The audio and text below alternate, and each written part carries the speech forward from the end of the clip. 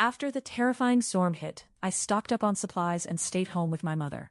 Once the storm passed, a severe cold snap followed. In the frigid, snowy conditions with temperatures dropping below zero, my estranged father and his family shivered outside. Meanwhile, my mother and I warmed ourselves with hot pot and watched TV dramas, smiling all the while. Welcome to Panda Storyboard. Put on your headphones, get cozy, and settle in. Let's enjoy this story together. If you like it, don't forget to subscribe and give the video a like. Now, let's begin. Surrounded by tempestuous waves, I merged with the dim sky. Everywhere was filled with the fishy smell of water.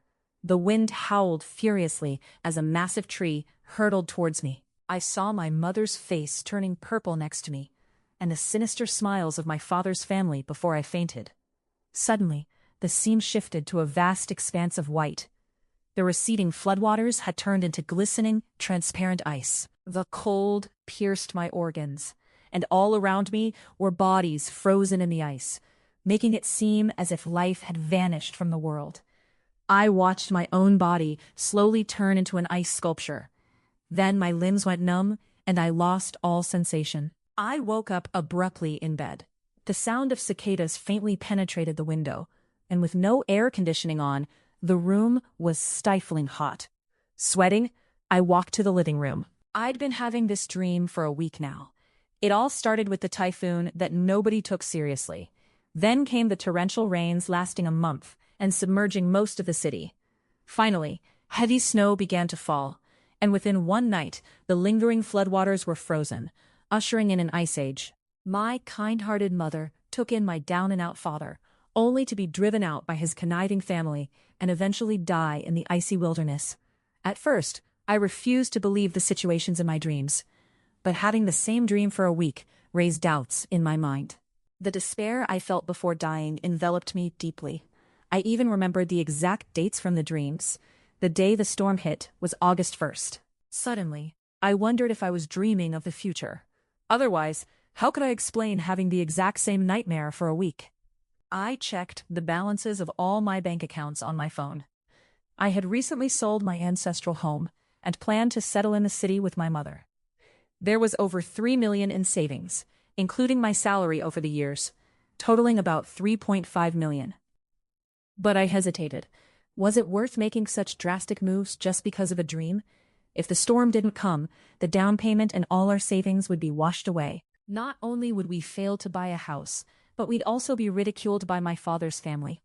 Then I remembered that there had been a typhoon before the storm, which was why nobody initially took it seriously. If I could find information about the typhoon, then the dream must be real. I turned on my computer and searched for any upcoming typhoons. The news that popped up made me tense. Typhoon Dare has gathered strength in the South Sea, forming an eye and escalating to its ultimate superform. This typhoon is expected to make landfall in our city on the 20th at midnight.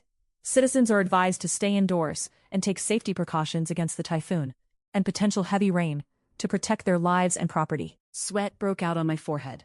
It matched exactly with my dream. I finally resolved to take preemptive measures to survive the impending storm and ice age with my mother. I'd recently decided to get married and was planning to buy a house. I asked my father if he could help me out a bit with the finances. Before I could hear my father's response, his current wife snatched the phone from him and snapped at me. "Are you disgusting or what? You're a grown adult. Can't you do anything by yourself? All you know is to ask us for money to buy a house. Do you even deserve it?" I just hung up the phone. Honestly, if it hadn't been for my grandfather investing in my father's business back in the day, there wouldn't be a boss in him today.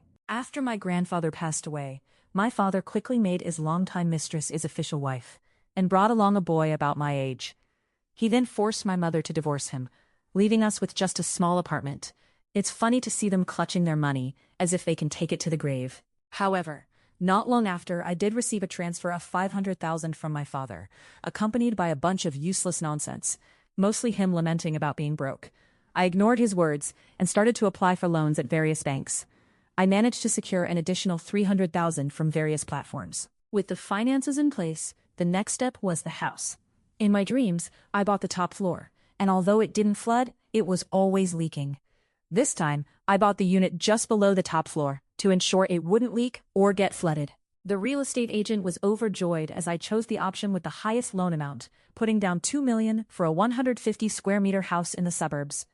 I hired workers who could start the renovation immediately, paying extra to ensure they installed the insulation within a week, and even had a traditional stove built in the living room. The workers were puzzled, not understanding why I'd want such a rural fixture. But only this kind of stove could provide heating continuously after a power outage. Then I went to the pharmacy to buy common medications in batches, bringing back plenty of ibuprofen and other essentials, enough to last me and my mother for several years. While the workers insulated the house, I had another team come in to waterproof the ceiling and replace the front door with a bank-grade security door. In turbulent times, one can't overestimate human decency. I needed to keep all dangers outside. As the house was nearly set up and a typhoon was approaching, it was unsafe outside. I began to order necessities online.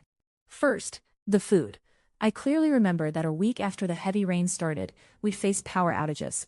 I needed to stock up on plenty of instant foods, self-heating hot pots, self-heating rice meals in various flavors, 15 boxes each, and instant noodles were indispensable. Chicken soup, braised flavor, 10 boxes each. Also canned beef, canned fruits. I ordered all my favorite flavors. I bought plenty of sweets and chocolates too. And of course, various long-lasting snacks like chips and dried meats. Finally, I placed an order with a mineral water company for a year's supply for me and my mother, to be delivered after the typhoon passed. Watching the balance in my account decrease was somewhat painful, but there was no time to dwell on it. I began to tidy up at home, preparing shelves for storage. I transformed the kitchen into a water storage area, the second bedroom and part of the living room for storing food, and the study and bedroom were left for storing coal for the stove. As I was organizing things at home, the doorbell rang. It was my mom. She'd noticed that I hadn't called her in the last few days, and took advantage of a lull before the typhoon to visit my new house. She covered her mouth in astonishment. "My dear, how did you turn this lovely house into this?" "Mom, what if I told you the end of the world was near? Would you believe me?" "If you're not lying, of course I believe you, honey. My mom has always believed in me unconditionally, no matter how absurd things seemed." I was deeply touched. This time I was determined to protect my mom. With 3 days left until the storm, my mom and I finally organized all the parcels and coal briquettes we'd ordered into the house. We went to the supermarket to stock up for the last time. Mom grabbed 2 carts and headed straight for the home goods section, clearing out all the down quilts and jackets. I went to the fresh food section to buy fresh meat, vegetables, and eggs. We also bought some seafood and dried kelp and scallops that could be stored for a long time. When we were checking out, we bumped into Harper and her precious son. "Look at our little princess buying so much stuff," Harper said in a mockingly sarcastic tone. "It seems to me you're the one who has made a shady fortune, living off me for so many years, and now you dare to bully my daughter?" I was surprised to see my usually gentle mother stand up to Harper with such firmness. It seems that under my influence, my mother had come to believe that no good would come from dealing with these ingrates. "What a nasty old hag. What's with that attitude? Who do you think you are, talking to my mom like that?" This came from Harper's massive son, who scornfully eyed us, waving a cane around as if to gesture hitting us on the head. I stepped forward and grabbed his wrist. "Try it and see what happens." The boy yelped and tried to pull away, but I held firm. Harper started screeching about calling the police, but other shoppers had seen the whole thing. The boy had been the aggressor. We paid for our things and left without another word. Back at the house, Mom and I worked tirelessly to get everything organized. We filled every available space with supplies: water in the kitchen, food in the second bedroom, coal in the study. The traditional stove was installed and ready to go. "Are we really going to be okay?" Mom asked quietly that night. "We're going to be fine," I promised her. "I won't let anything happen to you this time." The typhoon hit exactly when the news predicted, midnight on the 20th. The winds were ferocious, shaking the entire building. Rain lashed against the windows so hard I thought they might shatter.